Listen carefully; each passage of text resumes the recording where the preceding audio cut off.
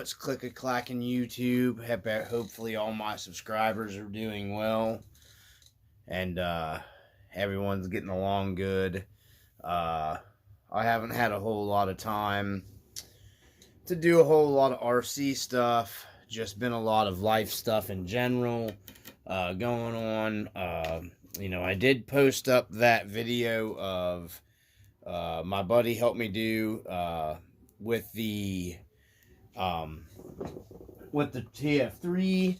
I appreciate everybody that watched that video and probably still watching it. I'm getting ready. I think I'm going to get a hold of him and see if we can pull that mount back off, if he'll do it. And then I'm thinking about making 3 or 4 of those mounts just to have them. Because I've got a bunch of the metal here that he used for that. So I'm going to get ready to maybe make a few of those to have them. I've had some people asking me about them. So yeah, I may do that. So this video mainly is going to be for Rustbucket here. Just an update for it because I have done quite a bit of work to it. And I just wanted to kind of get an update here. I'm currently getting ready to do the overflow jug for the radiator. So it's actually pretty much electronics are all in. We went with the Hobby Wing Crawlmaster Pro, for it, the 540 can 16 turn, with just the stock gearing for the what comes with the R4, that transmission setup, and it's fine. I didn't need to screw around with the gearing or anything like that. So I'm pretty much settled on what I've done with the weathering, and that's the main thing I'm going to focus on here. I'll explain why I did what I did. But first, we're going to start with the engine compartment. And no, I didn't weather the bumpers because, one, as I use this, these bumpers are going to get scratched on this truck. They've already got some scratches where I have taken it out and ran it. So, as it gets wear and tear, a natural environment, then maybe I'll add some rust in the scratches. I'm not really a huge fan of the weathering stuff personally. I ended up going the way of the weathering for the Rustbucket because naturally it's the Rustbucket Blazer comes weathered. So this was my first endeavor of tackling this. It's not for everybody. Like I said, the weathering stuff, I would rather see a nice paint job, me personally, because like I said, I'm just not into the weathering stuff. It seems like everybody does weathering. I personally prefer not my vehicles to be beat all to shit, but that's me. So this is what we got into here. I'll go ahead and get into get the camera picked up here, and we'll go into the engine compartment. And I've pretty much got, like I said, we're working on the radiator overflow jug, which is going to be going here. And then I'll be doing a scale battery with some battery terminals and some wiring. And then I'll be adding the wiring that a lot of these Blazers had along the firewall. We've got our homemade AC lines here that I kind of made it to where it looked like it has been cut off or broke off. Because, one of these old Chevy Blazers, that stuff's just not going to work. So I just, actually my buddy's Chevy pickup truck, it was just kind of cut, and then it's aluminumized type tubing or whatever. So it was just smashed flat. So we got all that stuff on here. I detailed that up. I made all these. We got the brake line bent up for the master cylinder, and you can't tell, but that master cylinder is fluid filled. I don't know if I can get a better view in there for you guys. You might be able to get in there. It is a fluid filled, there we go, master cylinder. I also did the windshield washer jug right here, and I use scale bolts to make, to bolt it to the mount similar to what you would see in the Blazer. And then that is also filled. Like I said, the overflow jug is not done yet. I'm just currently starting to work on it. That's going to be fluid fill as well. Just trying to stay, with the scale stuff. I built my own shock towers there to enclose the fenders. These are the Lexan fenders from Rc4wd drive. Like I said, I made my own rust stuff here to make it look like a rusty, dirty, old off-road full-wheel drive Blazer, engine, and just kind of dusty, oily, leaking valve covers. Typical small block Chevy stuff that you would see. We have added the engine accessory kits here. We have the alternator with the alternator bracket. We have the actual power steering down here. We have the actual fan drive assembly with the water pump and everything. And then I'm going to get this turned around for you guys. I don't know. I hit everything the best I could. I'm not the best at this stuff here. I got to unplug my phone. I'm not the best at all this. We actually got the fan down in here. There's the fan inside the actual fan shroud.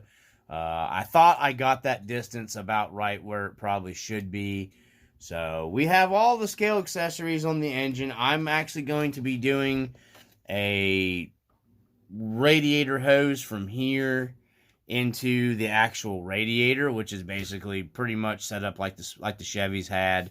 This does have the removable radiator cap here.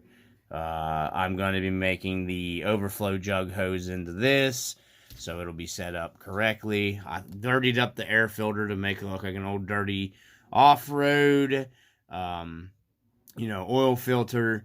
Like I said, all this is all homemade stuff on my inner fenders, and I tried to rust up the lips like an old rusted, like in here in the inner fenders. I made all that scale rust stuff. That's all homemade stuff.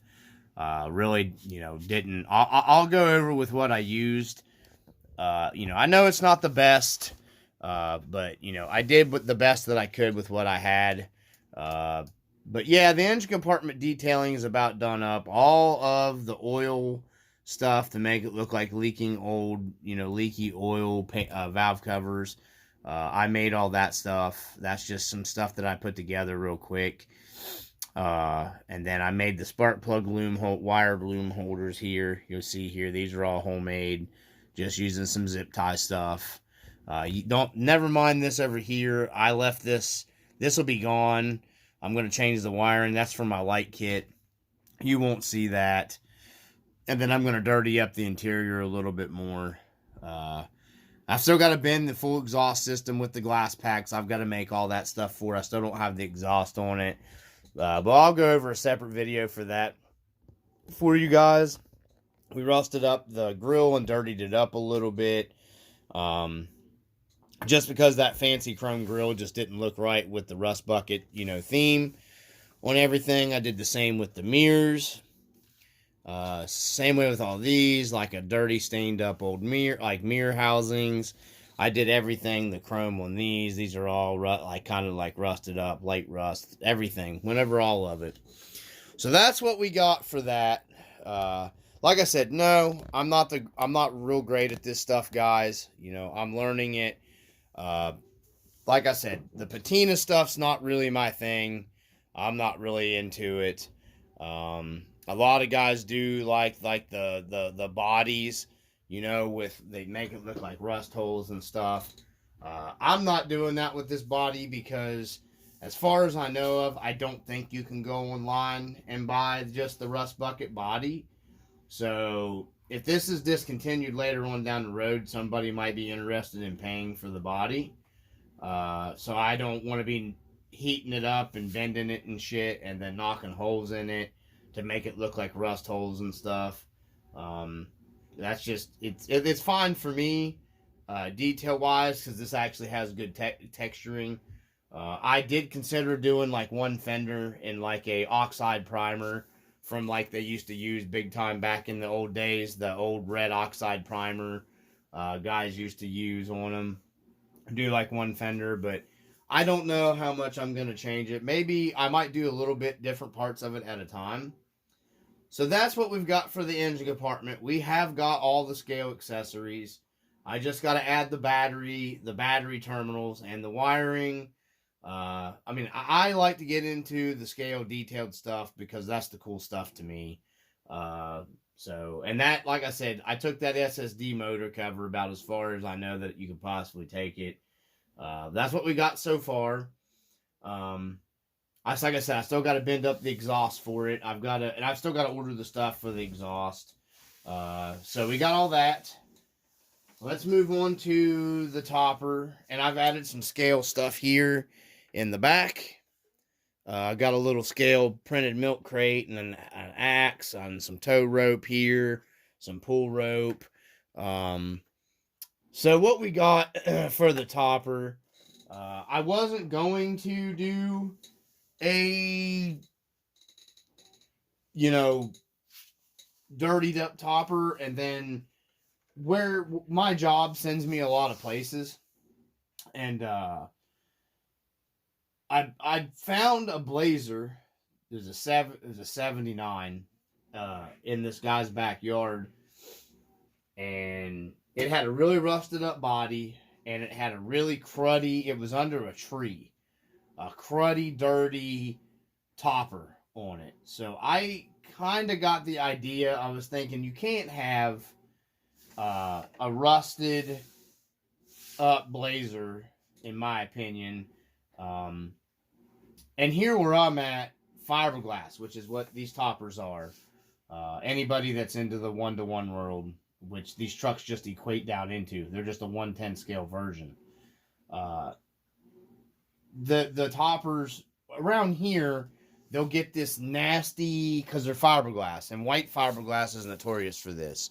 I've pulled many white fiberglass Jeep toppers out of the woods, and they look like this here because it's damp and humid in a lot of areas here where we're at in West Virginia. Now in the desert, things are different. You get sun bleaching and stuff like that. So I just mimicked this off of something that you would see here, maybe somewhere around like Kentucky or whatever. But that's why I did this topper like this.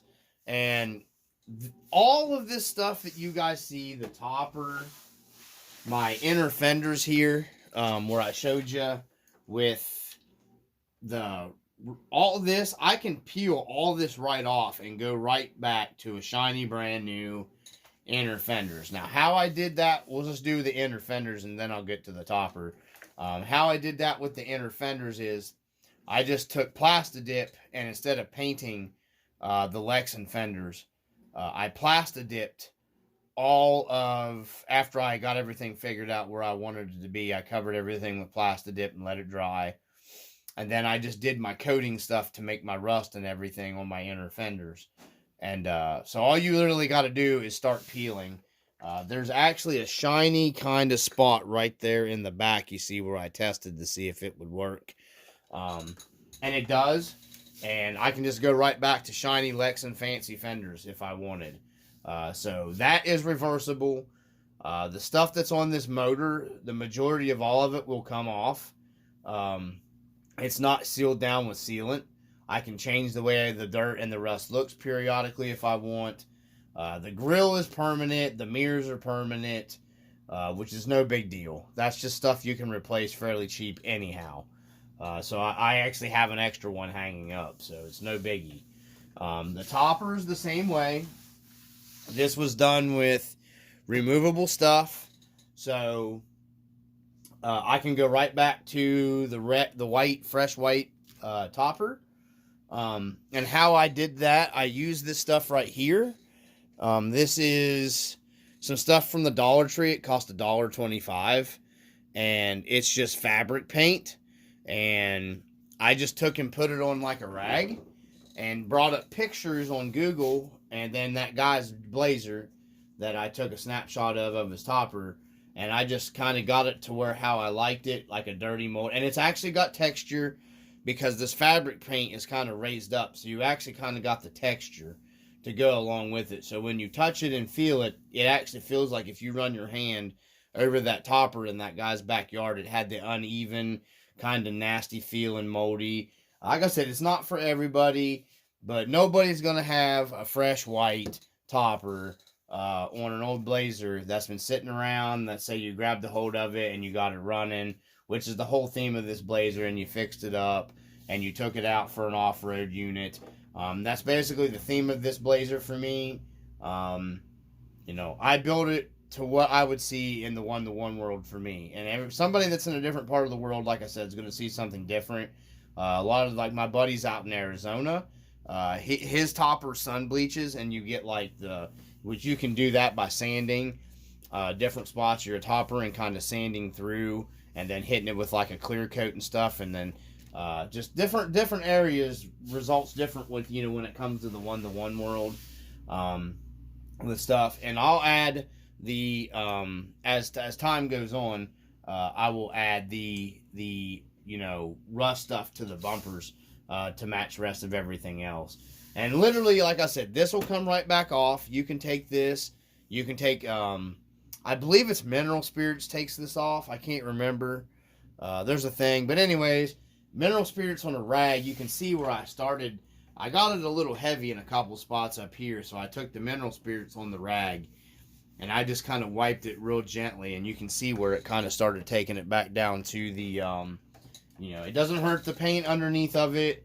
You know, it goes right back to fresh and clean, so just putting that out there. I don't even got to repaint the topper, and this is just a cheap $1.25. You know, fabric paint stuff. It's black. They got it in different colors. And then I added a little bit of light brown, you know, to make it look just kind of like, you know, a little bit of like sun fading in between the mold and everything. So, yeah, this thing's about ready to hit the trails. I went through, Loctited everything. Everything is greased. I'm looking at a guy make some cool hinges that are spring loaded like the real deal. And then later on down the road, I'm going to put the AmPro Engineering taillights in it. I'm not in a hurry for that stuff because I'm happy with it the way it is. I'm actually super happy with the way this turned out because, like I said, I am not into the weathering or, like I said, the patina stuff's just not for me. I could not do it with this, with the Rustbucket body. And then all of this stuff here, we'll go ahead and pull the body off. I don't got the screws in it because I need to take it off to finish building my front valance here for my radiator and all that, or not my radiator, but my engine compartment. So you just pull the body off of it like that. This is the only thing that stays attached. And then, like I said, there's the scale accessories there for it. So, yeah, we got the alternator. It's all there. So, we'll move that out of the way. And there's the rest of the stuff stays attached to the body. You can see here. Get in a little closer there, maybe. I don't want to get this video real long and bore you guys or whatever. So, yeah, that's what we got. I got to dirty up the interior a little bit more, which I'm going to do. I'm super happy with this build. You know, I didn't think I would be. And I came up with the most affordable, cheapest way to do it. So, you know, I'm super stoked about it. And everything that I did is pretty much reversible. So I can go right back to the way I wanted it before. I could make that a fresh, clean white cap, topper. You know, pretty much everything is reversible minus the mirrors and the grill. And if you're going to find this rusted Blazer, you're going to find oxidized, rusty metal on, especially an off-road vehicle. It just didn't make any sense to me not to have this stuff that way. That's me personally, though. And I see this stuff a lot because, you know, I do dabble in the real one-to-one off-road world, not like a lot of guys that do the RC stuff. That's why sometimes I see stuff and I'm just like, that's not how that should be. But that's how some people like their stuff, so it is what it is. But everything here, my brake lines are all homemade. I bent those up. I fabbed those up one weekend. Like I said, this stuff's all homemade. And yes, it's attached. It isn't going to fall off or anything like that. Everything's secured down. So that's what we got so far on the Rustbucket. I'm hoping to get the rest of my radiator core support fabricated up next. We've got some mechanic back here doing some work here in the corner. We're going to be separating that R4 transmission that I picked up secondhand that really was never used.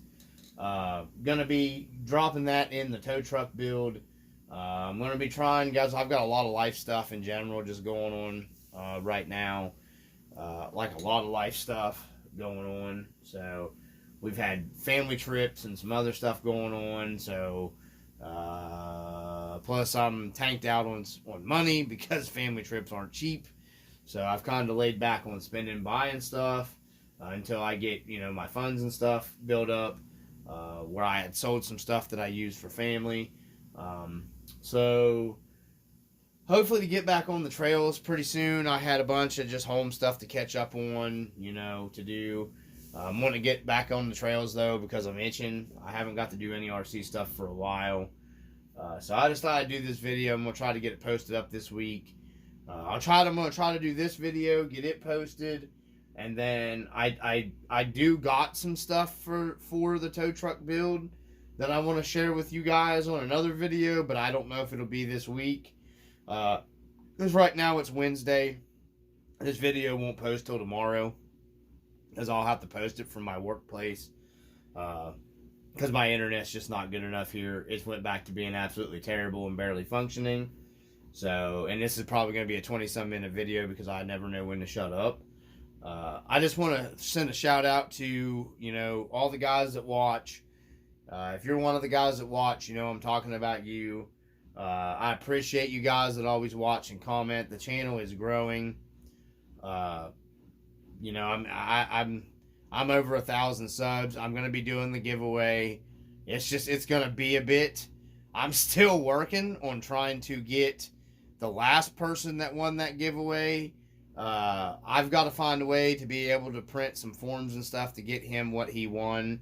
Because I, believe it or not, I don't even have a printer here to print the forms that I need because, you know, I'm not a tech guy. I don't get into that stuff, you know. I didn't even have a functioning laptop until a little bit to, you know, late Christmas time. Everything I do is with my phone.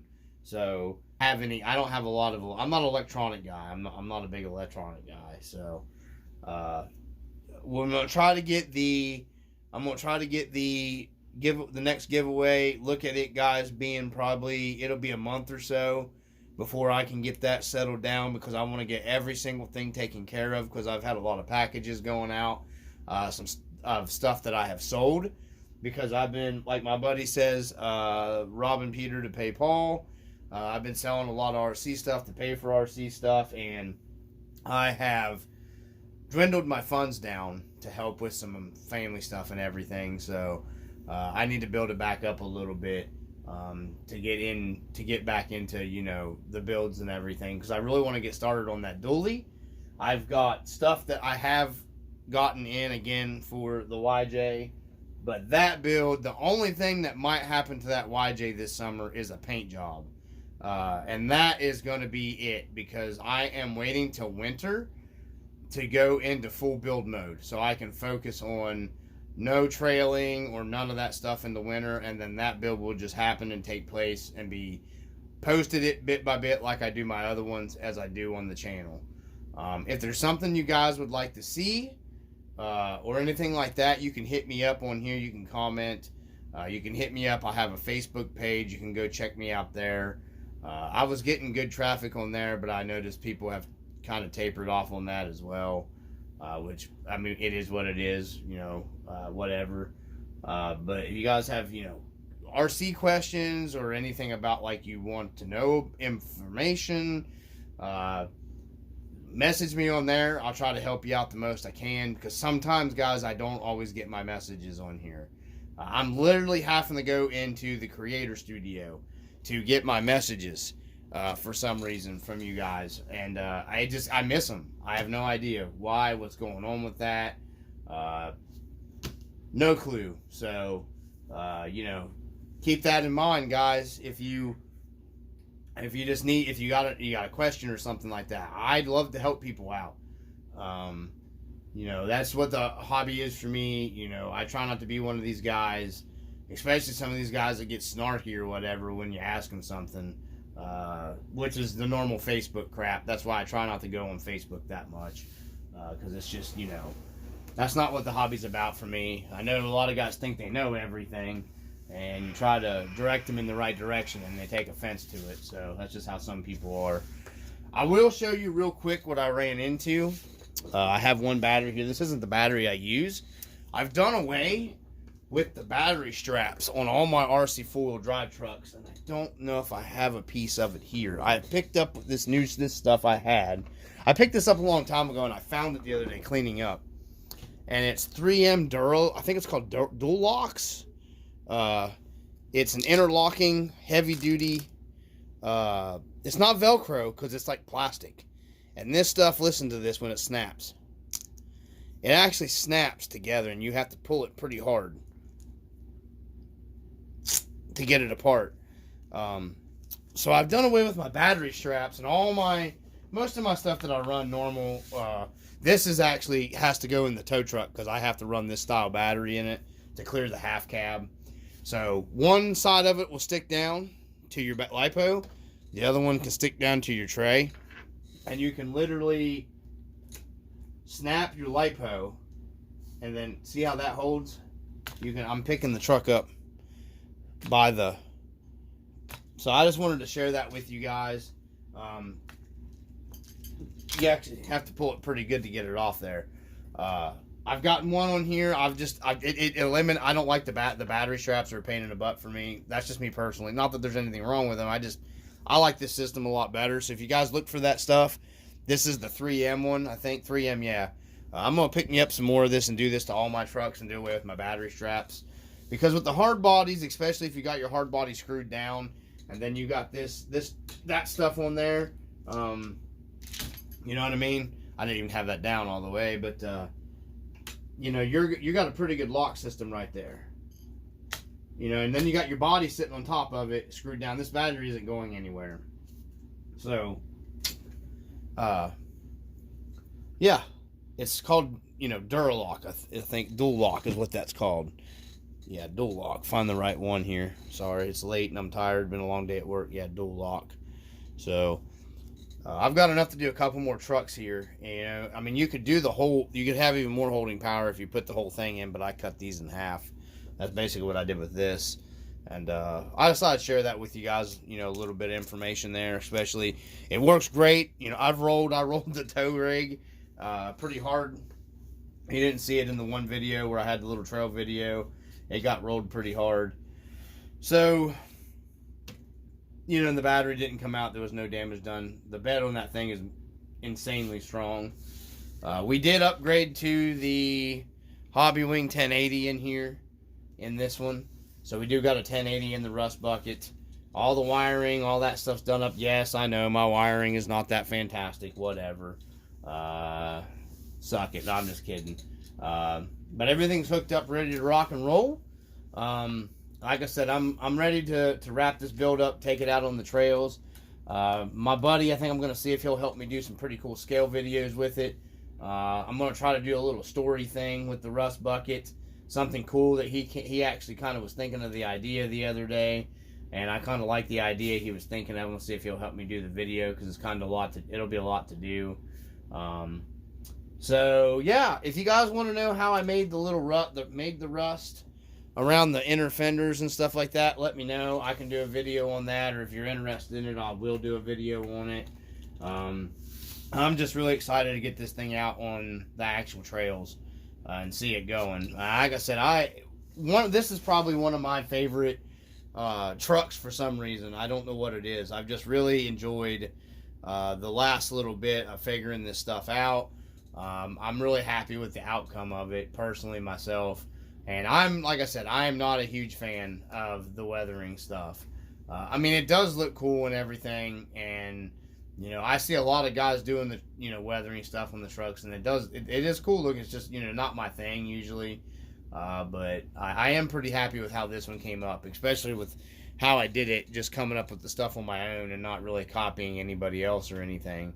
So, anyhow, from the RC Dungeon, I hope everybody's, like I said, doing well. And if you have any questions, comments, this has been a half-hour video. I appreciate, like I said, guys, like and subscribe. You know, please hit the thumbs up button if you like the video. You know, make a comment down below. I'd like to get the channel to, you know, keep going. If not, it is what it is. You know, I still enjoy doing the RC stuff, so it doesn't matter. It is nice to grow the channel and get to be, you know, more people and get to know people and, you know, just conversing and talking like decent human beings instead of a lot of the stuff that you see on YouTube, on Facebook, especially in the groups, because a lot of the decent human being stuff kind of goes out the window on a lot of those groups. So anyways, from the RC Dungeon, I've got some stuff I've got to go over with you guys that I've added to the scale garage as well, but I'll do that later at a different time because it's getting late and got stuff to do. So anyhow, from the RC Dungeon, as always, peace.